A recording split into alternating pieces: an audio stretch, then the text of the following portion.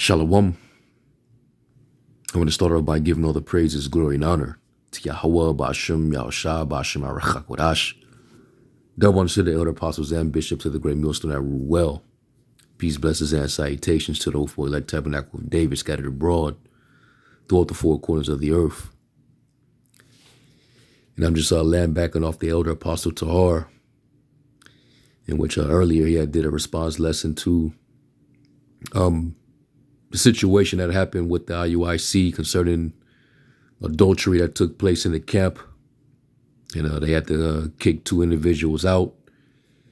And he mentioned, which you see in the title, what is vetting? What does it actually mean? And if you understood the process and what it actually mean, then you'll know why it's not easy to just get into our camp. This is why it take a while for certain brothers to get into the camp, because we don't just let any visual into the camp. We know that the enemy is constantly lurking. We know the scriptures say be vigilant and be sober, because your adversary, the devil, as a roaring lion, walking about seeking whom he may devour. And we're not supposed to just let anybody into the camp. And this is why we're not going to have, large quantities of men within our circle. The prophecy already said that the Lord will be as a small sanctuary, throughout the different countries where we're scattered. All right, so we're not looking for big numbers. This is why you don't see huge numbers among us. Not to say that we're not big, but when you have huge congregations like the IUIC, for an example, you have a lot of different men out there that you're bringing into your circle, and you don't know what agenda that they may be coming with. You don't know what their motive is. You don't know who can actually come and spy and try to infiltrate. So it's best to vet dudes that's coming around before you allow them into your congregation. And we're not desperate to get our numbers up. The Lord didn't care about that. All those that he knew that were his from the beginning, he wouldn't got and had them follow him. He didn't just recruit any and everybody to come and follow him. And that's what these other groups out there don't get, because this is all about the Lord's elect. So vetting, what does it mean?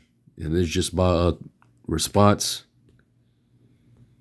And basically, when you look it up, it just simply means to do a close examination.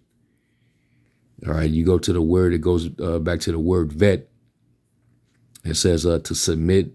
It says an animal to veterinary care.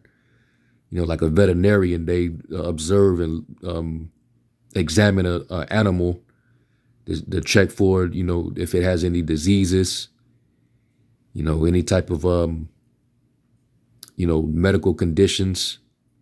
They pretty much do a thorough examination on the animal, before they can detect, what may be an issue with it.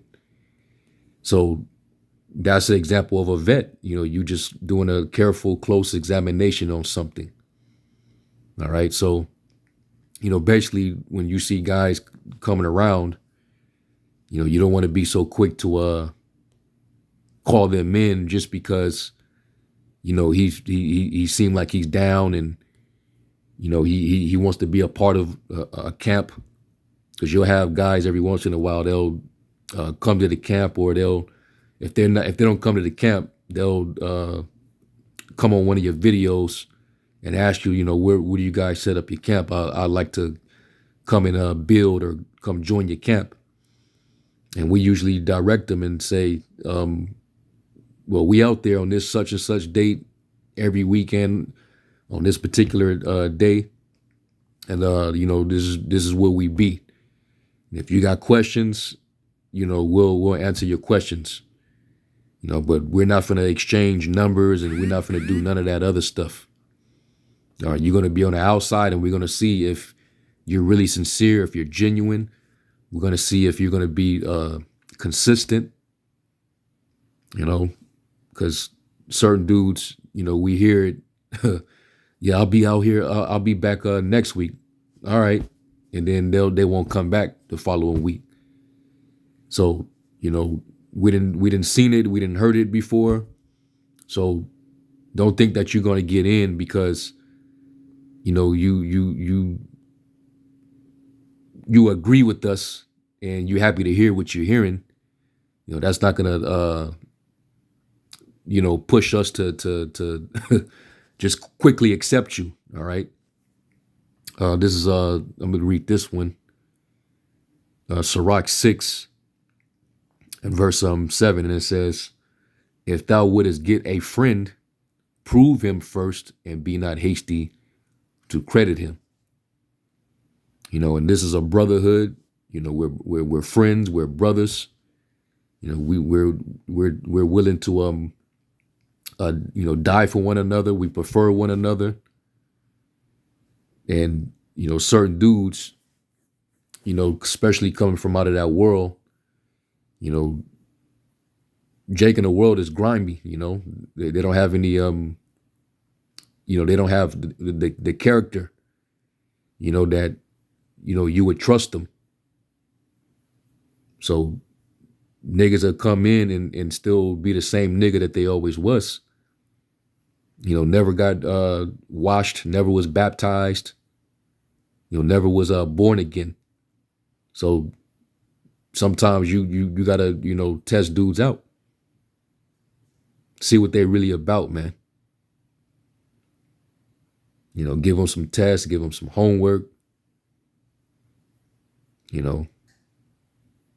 See, where their mind is at every time they come around. So, it's a vetting process. You're not gonna automatically, because we don't recruit. We just teach the word, and if you get it, you get it. If you don't, you don't. We're just fishing. All right, but the scriptures tell us, and this is wise. This is using wisdom. Using discernment. Scriptures say this. Where's it at? I think it's this chapter. Sirach 11. Yeah, Sirach 11 and 29, and it says, bring not every man into thine house, for the deceitful man have many trains. So you never know, what type of if a dude coming around, you don't know what tricks he might have up his sleeve or what he got going. What he might be trying to accomplish. And, dealing with the IUIC, they have such a broad congregation. There's so many of them. How do you vet who's who and what they about? You just quick to recruit because it adds to your numbers. You know that more money's going to come in. But you don't know what type of characters that you are attracting either.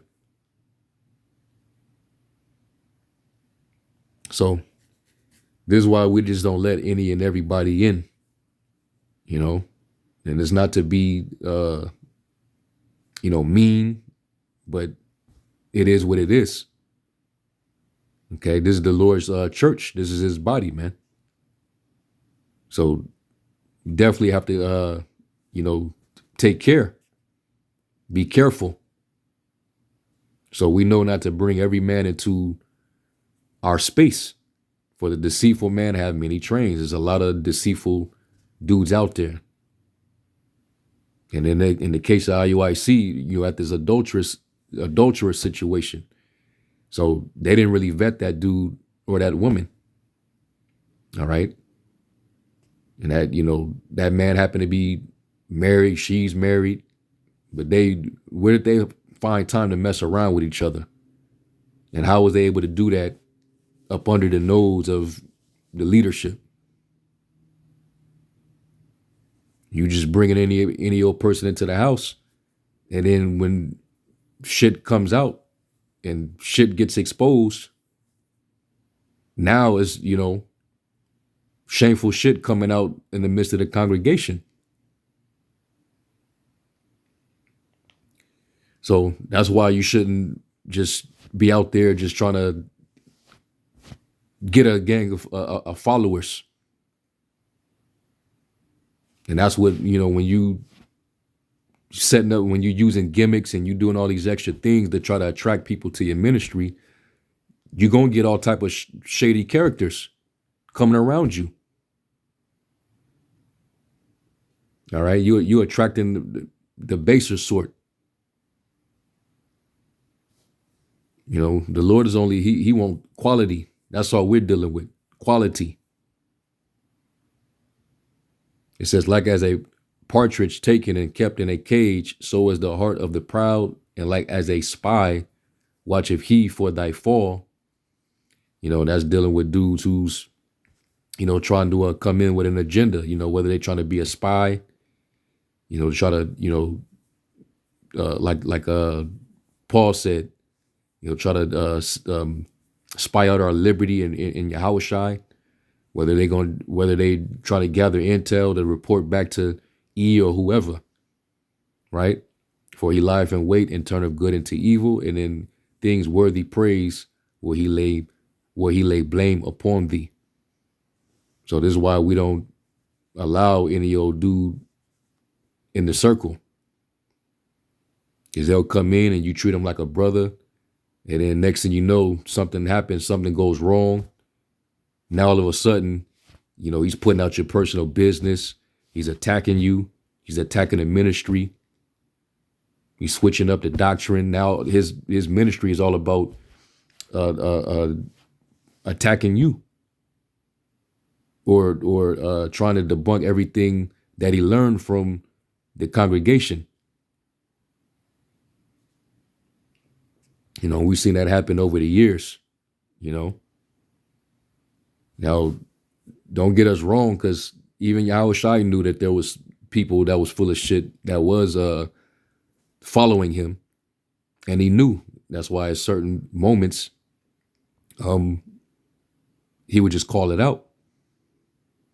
He spoke that parable about eating his blood and eating his flesh and drinking his blood. It went over their heads, and they turned away and stopped following him. Because he knew that a lot of them were full of shit. They wasn't really sincere believers. And then he saw the other groups that was only coming around because he would, feed them. They would eat them loaves and they would be filled. So they were just only coming around for meals and not because they see the miracles that he was doing. So yeah, it is a vetting process, because you'll have dudes like that that'll come around only just when it's time to, put some chicken on the grill or order some chicken, you know what I'm saying? And get some drink and want to, be entertained. But when it comes to, spiritual things, he's nowhere to be found. Not diligent in the work, not, doing his lessons, but only have time when it comes to, coming to grub and talk a little shit. We don't have time for that, man. And it can easily be spotted. All right, because, given the position of leadership, you have to really have the oversight. You got to be constantly looking. It tells us that in Proverbs to be diligent to know the state of your flocks. Looking well to your herd. And when you got a big, gigantic congregation, that's hard to do unless you got many bishops and deacons and officers and people that have the oversight that's paying attention. So I want to go from there, and I want to bring this out because the scriptures. Let me go to this in 2 Corinthians. Where Apostle Paul, he had men that he actually trusted. All right, that were his companions that worked with him. Yeah, this is 2 Corinthians 8. And I'm going to start at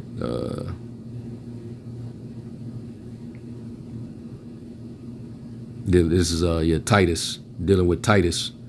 2 Corinthians 8:17, it says, "For indeed he accepted the exhortation, but being more forward of his own accord, he went unto you. And we have sent with him the brother whose praise is in the gospel throughout all the churches, and not that only, but who was also chosen of the churches to travel with us with this grace, which is administered by us to the glory of the same Lord and declaration of your ready mind, avoiding this, that no man should blame us in this abundance which is administered by us, proving for honest things, not only in the sight of the Lord, but also in the sight of men." All right. We're honest and we're serious about what we do. This is our occupation. And we want to, prove that to you.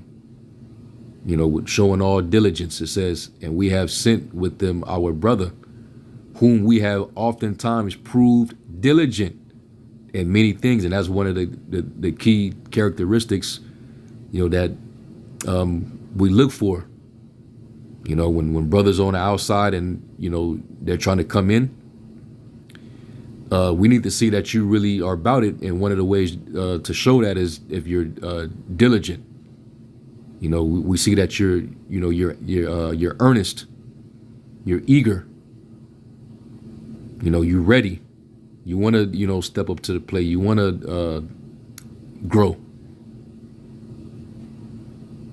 We see that you have a serious spirit on you, right? It says, "But now much more diligent upon a great confidence which I have in you, whether any do inquire of Titus, he is my partner and fellow helper concerning you, or our brethren be inquired of, they are of the messengers of the churches in the glory of a Mashiach.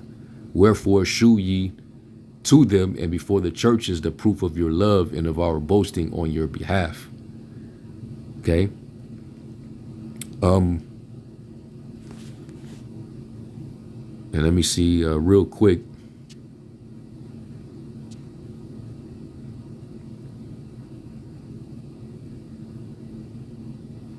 Yeah, I want to look up that word "proved," and the word is dokimazo. Let me see how Esau pronounces it. Strong's G 1381. Dokimazo. Dokimazo. In the Strong's definition, to test, by implication to approve, allow, discern, examine. All right, going back to what it means to vet. To test, examine, prove, scrutinize, to see whether a thing is genuine or not. As metals, to recognize as genuine after examination, to approve, deem worthy. Okay? So this is why we don't just, bring any old type of dude in. We got to find them worthy before we let them in. And it might take some time, but eventually, if you're of the elect, you're going to be pulled in. Okay? So, and this, it not saying that it just completely prevents, situation from happening or niggas from coming in, because sometimes you don't know from in the beginning. Sometimes they can appear like they're genuine coming in, just like Judas, and it wasn't until the end of the ministry before the Lord, revealed that, he was going to be the one to betray the Lord. So sometimes, it's not always clear in the beginning. All right. But eventually you get found out. But you increase your chance of having less of this type of atmosphere where you got a bunch of nigga activity and untrustworthy characters around when you are constantly examining and vetting guys before you will let them into your circle. You don't want nobody that you can't trust around you.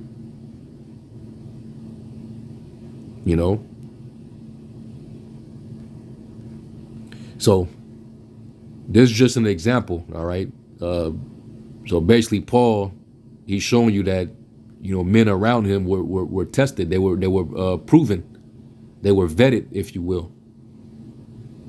So let's go from there to matter of fact, let me get that in. Let me see what that say in the AMP translation.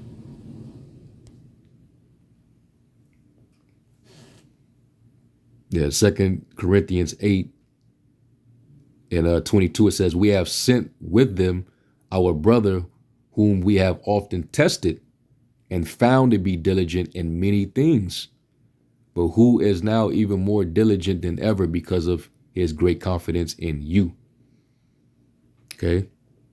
So he was tested and found to be diligent, which is why he was around. Let's go to Philippians 2, around the 20th verse. I'm going to start at 19, actually. It's dealing with Timothy and Epaphroditus. It says, but I hope in the Lord Yahushua to send Timothy to you soon, so that I may also be encouraged by learning news about you. For I have no one else like him who is so kindred a spirit, who will be genuinely concerned for your spiritual welfare. For the others who deserted me after my arrest all seek to advance their own interests. That's why it says, going back to what Sirach, the 6th chapter, let me go back to Sirach 6. Dudes are only friends just for their own occasion, for their own benefit. But soon as when adversity comes, they scramble. They're no longer there in your corner to support you. So, a lot of these dudes that were around, they were also phonies too. Sirach 6 and 8, it says, for some man is a friend for his own occasion, and will not abide in the day of thy trouble. And there is a friend who, being turned to enmity and strife, will discover thy reproach. Again, some friend is a companion at the table and will not continue in the day of affliction. So in that case, this is what happened to Paul. Paul got persecuted, and certain dudes, they abandoned Paul. They stopped running with him. All right. All seeking to advance their own interests, not those of Yahushua and Mashiach. It says, but you know of Timothy's tested worth and his proven character, that he has served with me to advance the gospel like a son serving with his father. So even Timothy, his character was tested. It was vetted. And then, Paul, raised him in the faith, and he came up on a level to where the Lord trusted Timothy. So he had Timothy and put him in that position to be over the church. Okay. So that's what we do. We vet guys before they come in, because we don't want any old nigga around. Everybody that's among us, they serve a purpose, whether, regardless of what their office is. Everybody's going to serve a purpose. All right. We have order and structure among us. So this ain't just for no, everyday ordinary, Negro. Don't care if he know that he's an Israelite. There's a lot of grimy niggas out there shaloming people. But before you come among us and in the circle, yeah, you're gonna be examined. All right. And that's why you got these situations over there because they so huge. And it's like, are y'all vetting these dudes before y'all letting them in? Or are you just recruiting them and you using these gimmicks, marching up the street, passing out flyers, and then they see that you see that they interested. So you just you bring them around, and then you put them in a purple shirt with fringes on it. And then the rest is history. Then, you convert him and then he become twofold the child of hell than yourself. But yeah, man. This is just gonna be a quick lesson, just responding to Apostle Tahar's lesson. All right, this is pretty much just a quick land back. And I hope this was edifying. Let me give all praise to Yahweh Shem Yahweh Shai. And to the next one, Shalom.